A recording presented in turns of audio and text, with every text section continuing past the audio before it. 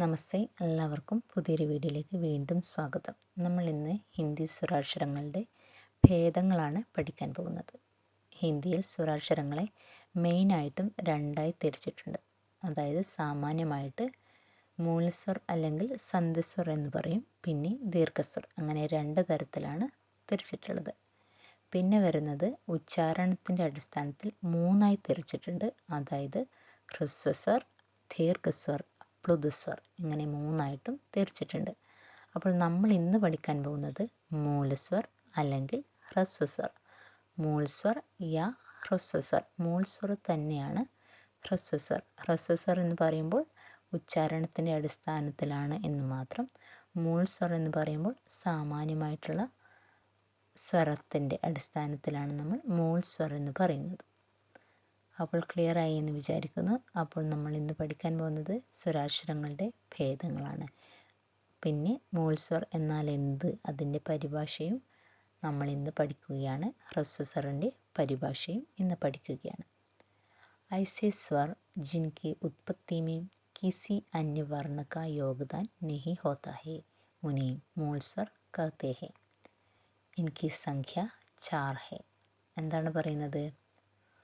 ഒരു സ്വരത്തിൻ്റെ ഉൽപ്പത്തിയിൽ മറ്റൊരു വർണ്ണത്തിൻ്റെ യോഗ്യത ഇല്ല എങ്കിൽ, മറ്റൊരു വർണ്ണത്തിൻ്റെ സംഭാവന ഇല്ല എങ്കിൽ അതിനെ നമ്മൾ മൂൾസ്വർ എന്ന് പറയും. അതായത് നമ്മൾ ഷോർട്ടായി പറഞ്ഞാൽ മറ്റൊരു വർണ്ണത്തിൻ്റെ സഹായമില്ലാതെ ഉണ്ടായിട്ടുള്ള സ്വരങ്ങളെയാണ് നമ്മൾ മൂൾസ്വർ എന്ന് പറയുന്നത്, അല്ലേ?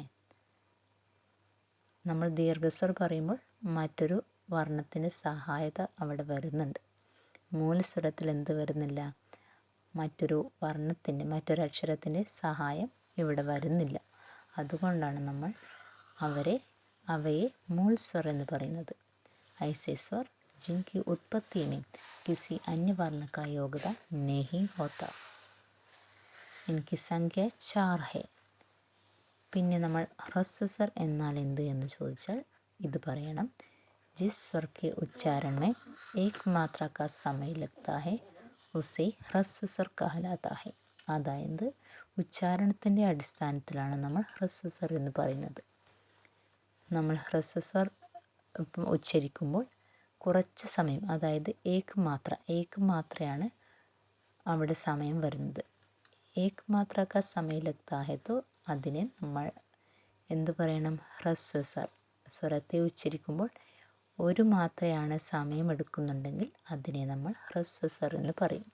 കുറഞ്ഞ സമയം കൊണ്ട് ഉച്ചരിക്കുന്ന സ്വരങ്ങളെയാണ് നമ്മൾ ഹ്രസ്വസ്വർ എന്ന് ഹിന്ദിയിൽ പറയുന്നത്. ഇൻകി സംഖ്യ 4 ഹൈ, ഇതിൻ്റെ സംഖ്യയും 4 ആണ്.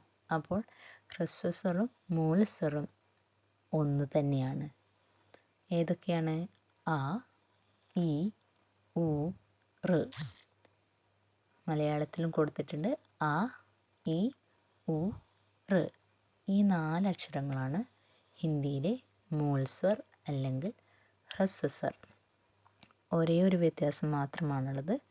മൂൾസ്വർ എന്ന് പറയുമ്പോൾ സാമാന്യ ഭേദമാണ്.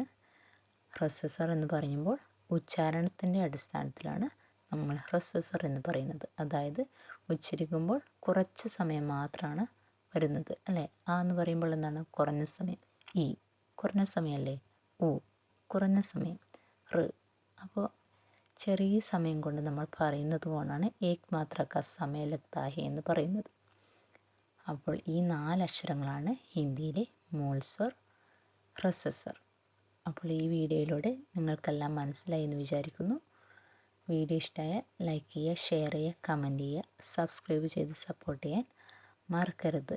അപ്പോൾ അടുത്ത വീഡിയോയിൽ നമുക്ക് ദീർഘസ്വരമായിട്ട് കാണാം. അപ്പോൾ അതുവരേക്കും എല്ലാവർക്കും ധന്യവാദ്.